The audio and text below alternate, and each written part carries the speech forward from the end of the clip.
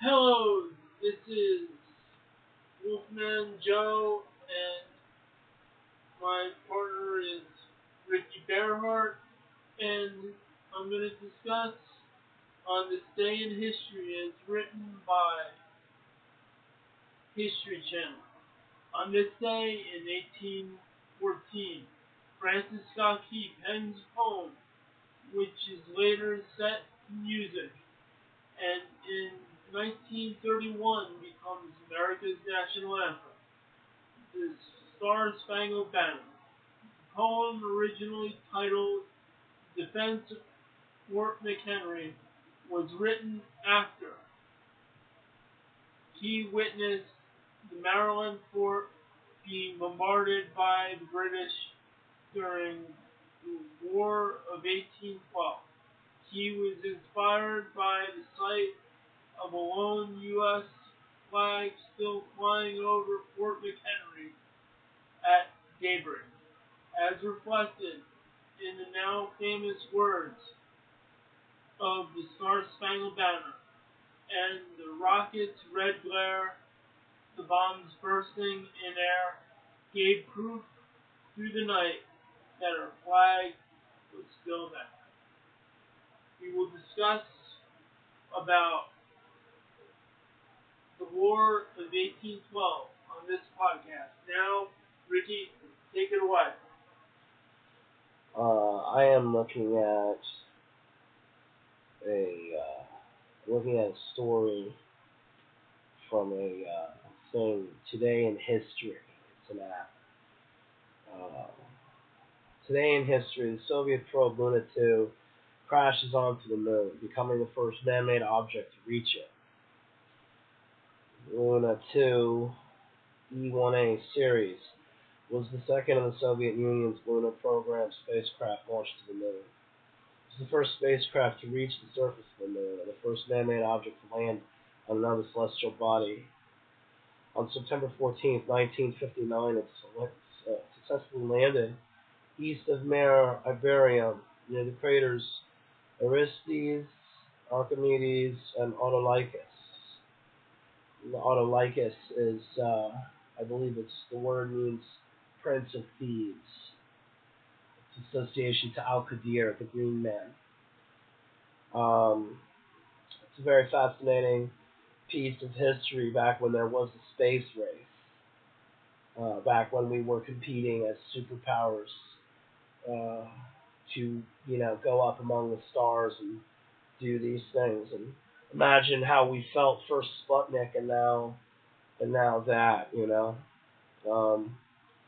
it makes you wonder about that space race and what that was really all about. For those who are tuning in and listening to this podcast, this is Spiritus Holographica. On this show, we discuss about things that happened this day in history, and we discuss what happens if this happened alternately in another parallel world. He means the parallel variations, alternate continuums,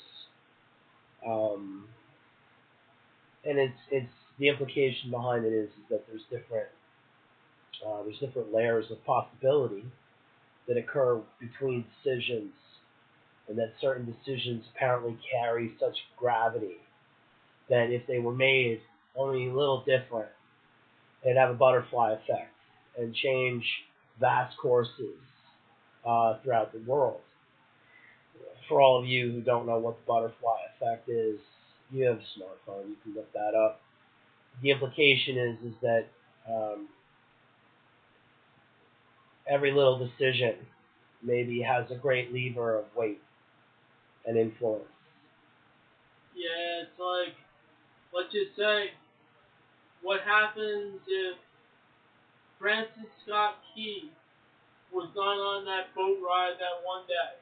And I went to Baltimore about 4 years ago, and I was on that boat ride. So, not the same boat ride he was on, but as they were dictating that he was writing that poem, and he didn't know which side was going to win that war. What happens if the British won the war? Then what path would America take place in? Yeah, well, such is the nature of war. Consider the Red Shield and Napoleon. Consider, the many different conflicts, how if things had gone slightly different, incredible changes. I mean, World War II, the Eastern Theater, the bombing of Hiroshima and Nagasaki. There's a million projected casualties of American dead. And I don't think either one of us would have been born had they not dropped those bombs, as horrific as that was. Because I don't know if your family was fighting during that time, but my family was in that war. My grandfather specifically was supposed to go into Japan. So he certainly would have been among the over a million of forecasted death. So war is a horrifying enterprise. Yeah. Regardless of what's going on, it should be avoided, not promoted. No. Yeah. So this is Spiritus Holographica. I'm certainly welcome to be brought on here. And what are your credentials, Ricky? Well, it's easy to say.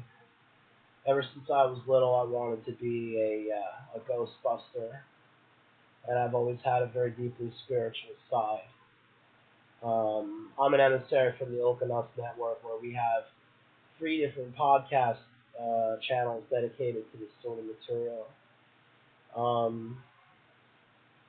I believe in a non-materialist, etherealist actuality, the many unseen things that are behind our senses. I don't think they're unreal. And I think that a show like this that's putting forth the nature of paralleliverses and, alternate continuums of time is not only an interesting thought experiment, but appeases to my sense of the paranormal, because there's been so many different talks that I've looked into. A long story short, I read scriptures, I read accounts, mythic history, and it's not that there's a conspiracy. It's that the conspiracy is that there's not a conspiracy. I mean, Alexander the Great saw a UFO. Christopher Columbus saw a UFO. Yes. It's in their records. All right. There's all sorts of strangeness. Now, I did a lot of research, read a lot of different books, and I've been all over YouTube. I could recommend channels to anyone who wants to look into this sort of thing. I'm into the paranormal and into paranormal phenomenology and UFO research and all sorts of things. But in this particular case, on this channel, what I hope to bring to the table is my studies of awareness. I've studied awareness, consciousness, that is to say, wakefulness versus dreams. Yes. Our senses, our waking senses versus our sleeping senses. The 2 eyes versus the 1 eye, the 3rd eye. See, what I hope to bring to the table in this podcast of Spiritus Holographica is, one, I have always had an interest in topics such as time travel, such as holographic reality, and also parallel universe reality, such as what happens if an alternate reality happens and takes place. Now, when you say holographic reality, what are you referring to? A holographic reality reality could be something where you could be sleeping at night, and then what they may call hallucination or whatever can be a hologram. But you don't know. It could be either or. It's the fine line. It's like no one can actually tell, even though this, you know. Are you talking about the nature of reality itself, or the ebb and flow of consciousness in and out of sleep? Consciousness in and out of sleep, I would say. So you're talking about the editing phases between wakefulness and unconsciousness. Yes. So when you say hologram, you're referring to the editing process of nature. Yes. That's not a bad handle to put on it, certainly. Because not only do individuals have consciousness awake in sleep, but whole civilizations are awake in sleep. Like the Dark Ages, the amnesiac ages of prehistory, which obviously exist, but we don't have a record of them. You think about it. You know, we're in the year 2018. Supposedly. At least that's the written. That is the consensus. Yes. However, I'm a firm believer that this Earth is a heck of a lot older than just 218 years. Even the date before Christ, I think was 2008, 100. Was a lot. Well, yeah. Well, sure. I mean. However, there's two kinds of realities. There's the Earth that was there for how many years, for billions of years, and then there's the recent Earth that came like 6,000 years ago, when there was a collision and everything else, and something like that. You know. What collision are you referring to? I am referring to the collision of one of the planets, as Zachariah Sitchin put it in one of his books. That something happened where there was a planet. Does that fall within the 6,000 year timeline? I thought Sitchin made it where it was a lot further back than that. I think it was farther back, but I'm not sure about the date. Well, yeah. Yeah, I think that both he and Velikovsky both say that it's a lot further back than that. Yeah. The history and dating of the Earth is an interesting topic, but it's all about the metrics that you're using. I mean, if you use solar years, if you use great years, as in the zodiac, you can measure it all different kind of ways. It's all temporality. These numbers have very little value to us because it's insane how short-lived we are. I mean, it's like we're short-lived, and it's like, let's just say, there's artifacts that look recent in older fossil, like millions of years. It's uncanny. I know where you're getting at. But there's so many people that have a hysteria, a materialist hysteria, or a Darwinian superstition that keeps them from accepting these out-of-place artifacts, which I've seen pictures of. Now, I've never been in the presence of them, so it's a third hand. But do I believe that could be the case? Yeah. How could I not? Why would I be arrogant enough to think that a world that's millions of years old might not have had other civilizations on it before ours? Possible. But again, through the prism of certain philosophies and the scientific orthodoxy, as I call it, such things, they look at you with derision as if you're crazed. Yes. Even though the objects exist.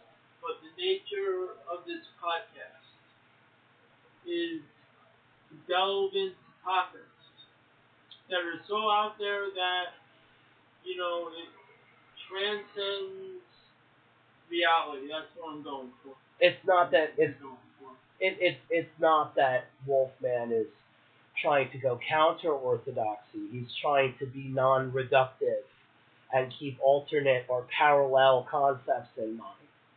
Because if you did find a UFO at the bottom of the Atlantic Ocean tomorrow, it would change everything you knew about the last, I don't know, million years. Because you're going to sit here and you're going to think finding a UFO or learning that there were structures, existent structures on other planets. And if you go to Google Earth, Mars, you could see that there's 3 equidistant objects on Mars. Equidistant meaning they're same space apart from each other and they conform to each other. That type of thing, it bespeaks industry. It bespeaks a civilization that perhaps has been lost. And it's millions and millions of years of holograms to fill up. So it makes sense that it would be that way. Now, getting down to it, I'm interested not only in past artifacts, but that are haunting our world, like out-of-place objects and such, but missing time. But moreover, have you ever taken note in the research of phenomenology? I mean, I have for the last couple of years that there are reports from all over the world of strange sounds. Now, there's over 50 videos, and I've seen quite a few of these videos. I mean, a lot of them are redundant because, it's just YouTube. I don't go digging too deeply, but they typically show a landscape, someone's recording, like hanging out of their house almost warily. Should I play a little bit of it? It's your show, bro. It's strange sounds around the world, and this is by True Reality or for anyone who is looking up the video. I'm just going to play the first 2 minutes of it.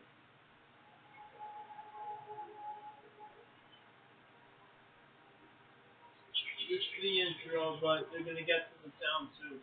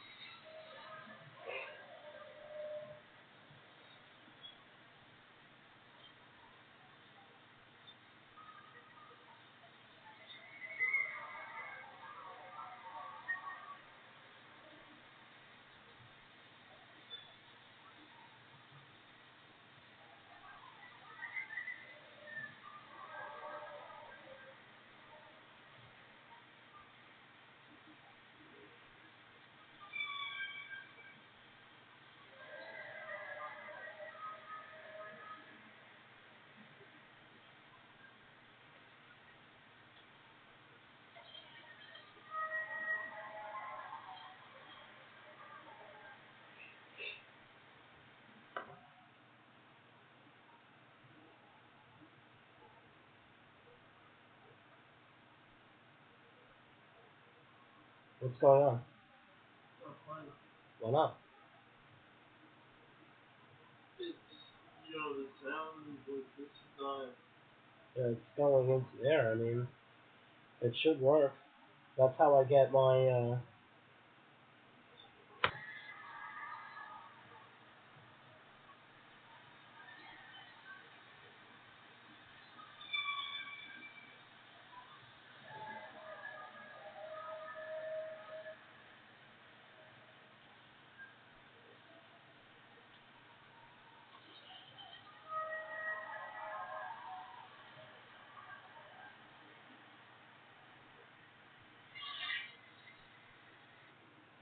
So, when I first started getting into this stuff, it's probably like 2013, 2014. And I was doing a lot of research on YouTube, and I started to come across these videos. And apparently, it's a long-standing phenomena where there's people who have noted this stuff from all over the world. Now, the thing you got to realize is that sounds like a couple different things. That sounds like a horn. It sounds like metal scraping on metal. It sounds like a bunch of different things that it could be to our known industrial mind. The thing is that those sounds also accompany strange phenomena besides just, in other words, maybe it's a train, maybe it's a horn, maybe it's a dumpster, like metal grinding on metal. See, I was thinking a few things with this. I was thinking Hollow Earth, and I was thinking of an angelic kind of a nature. There are many that speculate to the latter. I think it's probably a combination of both. There's many different videos that associate it with the angelic as opposed to the paranormal or even the phenomenological when it comes to UFOs. But there's some phenomena, some unexplained aerial phenomena that often coincides with this. But oftentimes there is no aerial phenomena. Oftentimes it's just these sounds. And it's all different kinds of people. Young kids, married couples, middle-aged men, frightened hikers, and people from all over. People of all different kinds. It's not just wackos or who, like people who might think, well, he's a conspiracy theorist or he's a fringe thinker. Some of these people are just, average, So your inclination is the angelic, moreover. It sounded like that. That's what a lot of people say. I definitely wanted your take on that, though, because it is very, very strange. And it's something that I wonder about. See, my take on it is there's realms in this earth that I believe we're not even fully aware of. We're aware of this realm. It's like, let's just say, for example, I'm going to use an insect of the ant. The ant perceives reality the way it does. It goes underground and then goes up ground. It sees whatever in its own reality. And however, they have different forms of perception. Just like the dog, just like cats. Like, they all have different kind of perception. However, in this kind of case, we only are aware of our own senses, however we go through things every day. And in this reality, when we hear a sound like that, it's almost calling your highest nature that this sound exists, and it's definitely coming from somewhere. Either it's from reality that we can't see that is contacting us,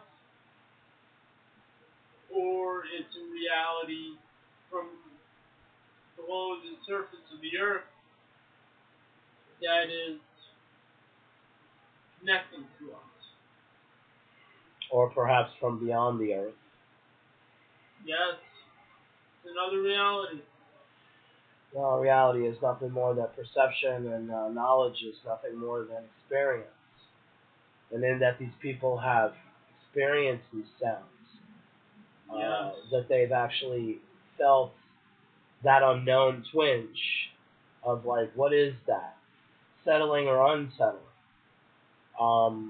That's a thing. Like, you can't, that recording could be fake. Anything you've ever seen about cryptids or UFOs or anything could be fake. But you talked about the higher nature, like not reducing.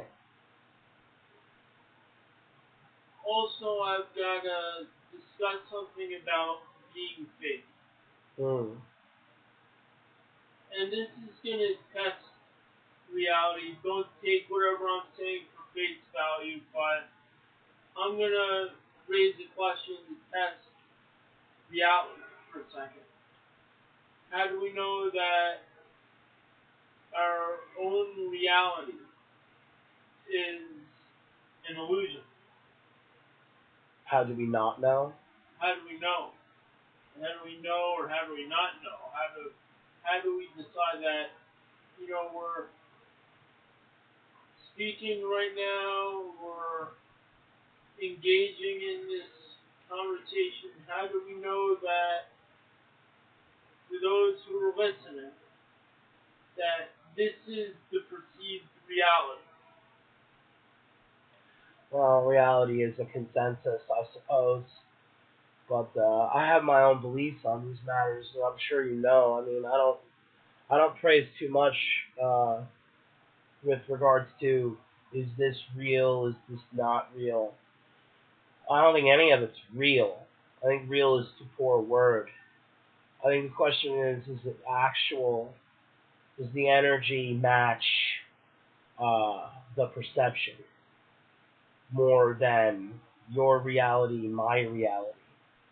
Because both our realities could be misaligned from the actual forces at play. All I gotta say is one thing, and I might be a silly goose by saying this right now. Oh, I don't think so. If you told the old timers who were wrestlers that wrestling was fake, they'd get you. Yes, I'm sure they would. They are, after all, crazed men filled with testosterone and however you want to call it, whatever else. But they respected the profession that was wrestling. I'm sure they did. Yes.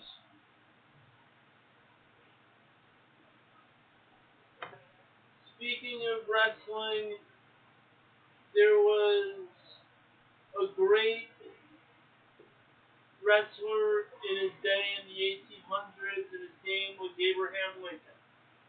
And he got his ribs in a squared circle, and think that led to the path to becoming president of the United States. What happens if he didn't go to that ring to wrestle, and let's just say he lost? Another topic for another day, but Abe Lincoln was a surveyor and a lawyer. I mean, I didn't realize he was a wrestler, but I imagine all those guys back then were into horseplay of some sort or another. But I knew he was a surveyor and a lawyer, dreadful as those things are. So getting back to the point about phenomena,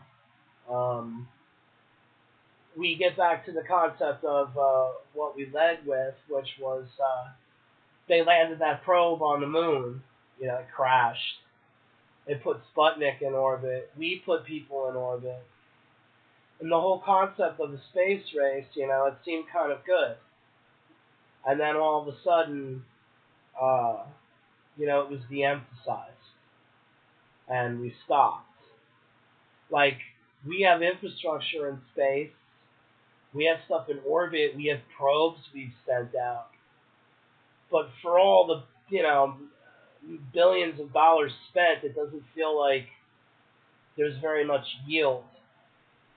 And it went from being a space race, to just war and war and war. But, they're saying they want to put people on Mars. They want to do stuff with the moon. They want to build space platforms. This guy Musk, he's talking about doing all this stuff. And of course you have this administration talking about their Space Force. So what was a space race in last century is now becoming more of, we have infrastructure to guard. Kind of like getting off the surface just so we could start building and protecting from there. Yes, I know, but the question remains: is what are we protecting, or what are we protecting from? Unless, what are we running from? Well, what are we not running from? There's no longer a space race. What are we running towards, or why aren't we running? Should be the real question. We should already be on Mars. I mean, all these things should already have happened. Because when our parents were kids, they were talking about all this stuff. And what really happened otherwise? What was done on Earth that's so marvelous? From what I know, is Earth in maybe many more years may not be inhabitable. That's why they might have to get off the surface and find another surface to live in. Somehow, some way, Mars becomes the planet that is probably habitable.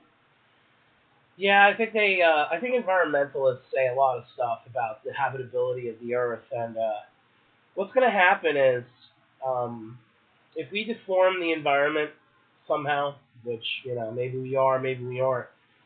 The Earth is a very old and grand lady. I don't think we could do to her the things that they say we can do to her. Maybe with nukes, maybe with radiation and pollution seeping into the soil. To me, it will mean extinction for us.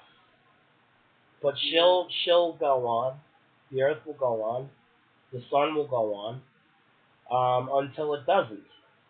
But as far as inhabitable, yeah, for us. But whatever comes up after us will then inherit the planet. Ricky brings a very good point. It's inhabitable for us. I think the future of our race definitely begs that we go into space, though. I think it's what we're supposed to do. We need to go into that frontier land.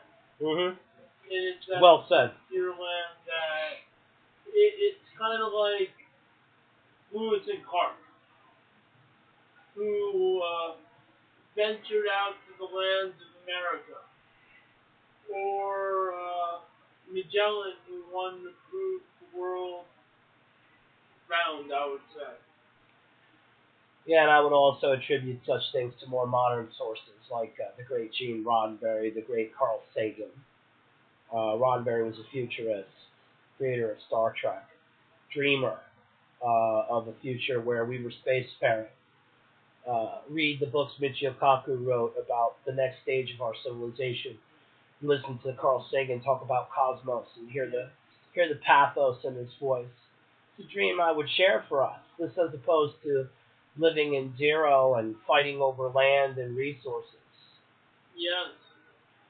The scarcity systems are illusory. They'll tell you that there's not enough. We know through science that our solar system is filled with asteroids. There's this thing called the Kuiper Belt. These asteroids are pregnant with iron and gold and diamonds, all sorts of metals. They could have water ice. They could have methane ice. They could have gas hydrate. Valuable elements and minerals to fuel a civilization beyond zero. Could you please talk more about the Kuiper Belt so people would understand? I mean, I would like to know, and I'm sure the listeners would. Well, there's ancient theories that talk about how there were more planets in the solar system at the beginning. And there's an asteroid belt, I think it's in between Mars and Jupiter.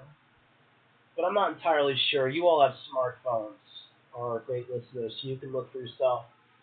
It's an important piece of galactic real estate because the Kuiper Belt is a mass, it's an asteroid field of stellar debris. Planetoids and asteroids and comets, they're made of varying things. They're similar. Comets tend to have more ice. Now, ice doesn't necessarily mean water ice. It could be another chemical ice that has frozen because in space is extreme temperatures. But the point is there's a whole bunch of planetoids, which are they're asteroids that are basically remnant of a planet. Either a planet that didn't get formed or a planet that was deformed or destroyed by stellar impact. Was that a planet that was called Tiamat? There's some people that call it Tiamat. There are some people that say that that's the theory behind the ancient Akkadian myths with regards to that. There's a bunch of different stories about it. Sitchin enumerates it well, to reference him again. Good reference. Well, we've been referencing him. I much care and prefer the theories of Zecharia Sitchin, though they've been called into question by certain orthodoxies. But I don't think that they're so easily dismissed, given the state of evidence, the great megalithic structures, their astrotheological alignment. These are questions that have to be answered more thoroughly by science and engineering before we can dismiss what Mr. Sitchin has been asserting. But the Kuiper Belt is the key to decoding the lie of zero, which is that there's not enough. Yes. There's more than enough. It's called you reach and take it. And if you cannot reach and take it, you have to know why that is. Right now, we have death tolls in the hundreds of thousands on this planet because of war, because of this illusory scarcity model. And if anything, for those who are listening, when you have oil rigs and everything else and chemicals and stuff like that, it has an effect on the psyche for those who are listening. Well, I mean, the scarcity system has an effect on everyone. It has an effect on our collective soul, because we're being told, well, if you want more, it means you're greedy. Never mind all the world leaders, never mind the corporate leaders, never mind the banking leaders and how they can have whatever they want. If you want more, you're somehow greedy as an individual. You have to hear all the time how we has everything we need here. And the answer is, yes, that's true. But as opposed to a human being coming up and believing, well, I have to fit in my own little box, I'm only asking, when did the space race stop? And I'm asking rhetorically. I'm not asking as a point of... I'm asking, why are we no longer reaching for what is, in my opinion... I've got a question. What's that? What happens if Russia won the space race? They were the first ones to land on the moon. What happens? I don't know that very much happens at all. I only know what's going on now, which is in the International Space Station, there was recently a very strange event that took place that I was looking at not too long ago. They're by an airlock, and this is a true news story. You can look this up right now, although it's not necessary to do so. By an airlock, there's this panel that looks damaged. It looks like someone took a screwdriver and put a hole in the metal. Now, there's this back and forth going on between the Russians and the Americans, or whoever else is involved. Yeah. It's supposed to be an international space station. It's supposed to be. Trillions of dollars goes alakazam. We bail out, who knows, untold amounts of real estate scammers and banks. But our space station is like, it's like a gerbil cage. It's For all the money we spend, to me, it's woefully inadequate. I'm sorry. I don't buy it. But regardless, it's like a little jungle gym up there. And they're saying now that someone put a hole in this metal where there was an air leak. Wow. And this is on a stack of Bibles or waffles or whatever it is that matters to you. Yeah. But they said that there was like an air leak, and they went back and forth. The Russians said they didn't do it. So it's not a space race anymore. Now it's falling into, well, now we have a space station, and someone breaks something, and now, like children, they argue back and forth. However, I want to add, we're on the inside looking out. What about the outside looking in? By that, you mean UFO. Wow. Alien technology and everything else that they have something involved in this race as well too, because when we're going into another territory, so to speak, we're meeting the people in that territory. Well, look, or aliens in the territory. That's a whole other subject. I mean, I guess what this does is you've done a nice job in raising the subtext and getting us to close, because the implication I made before is space race. We were racing, now we're not. So either we start racing again, ... or we find out why we stopped to begin with. So the subtext behind what you're saying is, if we stopped, then who stopped us? Yes. Yeah, the outside looking in, there's a lot of conspiracy theories. Take and this is just for next time, kiddies. Do your homework. Operation High Jump. Operation High Jump. Admiral Byrd and his trip to Antarctica. Do a little research and see what that says. But I gotta just say this, because I think the two are parallel. And hold that thought. I want to come back to that. I think it's parallel with Admiral Byrd and the fact that on 1814, the War of 1812 was won. But I don't know how that relates, but it relates somehow. It's kind of like you had exploration in winning the right for freedom in America, freedoms, and also the race from in the sky. And leaving it with that. So basically what he's saying is, we went up to the moon and we put a flag up there. And the question remains is it a frontier that we're exploring? Or is it just another battlefield where we'll be writing anthems and wondering if the flag we put is still there when the rockets stop firing? That's the most important thing, is the parallels. Did we win that war? Did we think we won the war? And who really wins? And are we still fighting that war to this day? That's really the thing that we're questioning here, is the parallels lie in what we're conscious of.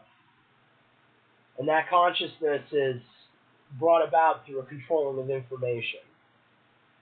So what's to say that any of it is true? There's people that say that the moon landing was a hoax. I don't personally believe that. I think we were to the moon lots of times. I think we were also on Mars. I saw a very strange conspiracy video where the Apollo missions went on way longer than were on the books. Now imagine if you found out tomorrow that we were on Mars already, and that it happened in the 1980s, but they just kept it hidden from us because they didn't think we could be ready for that yet. And I like debriefing. Yeah, debriefing's where it's at, because then you find out what you know and what you can know and what you can talk about. On that note, I say we go to plugs, and then we'll wrap this thing up. Fantastic, Wolfman. This is a really fun show. We got to talk about a lot of the hologram back and forth, and I could definitely say that I'd like to be on this show again. You will. So I'll take my turn first with plugs. This is Ricky Bearhart coming to you from the Okeanos Network. I come over as an ambassador and friend to the Joseph Vivaldi podcast and his brand, and we're glad to bring you guys this content. We're very, very passionate about podcasting. The Okeanos Network has several channels. One for audiobooks, for gaming, for poetry, and I also have paranormal podcasts, Temporality Shadow, Metrics of the Golden Hologram for spirituality, and the Court of Pharaonic Eyes. These are for religion, spirituality, and for the paranormal, which are three different flavors of what I feel is basically the same thing. The Okeanos Network is a creative baptism for every day. It features the writings of Richard Andrew Olkis, and he's a friend to Joseph Vivaldi and the Joseph Vivaldi brand. Thank you for the support, Richard Andrew Olkis and Ricky Bearhart. Dig it, man. The Okeanos Network. Dig it, man. Dig it. Gonna plug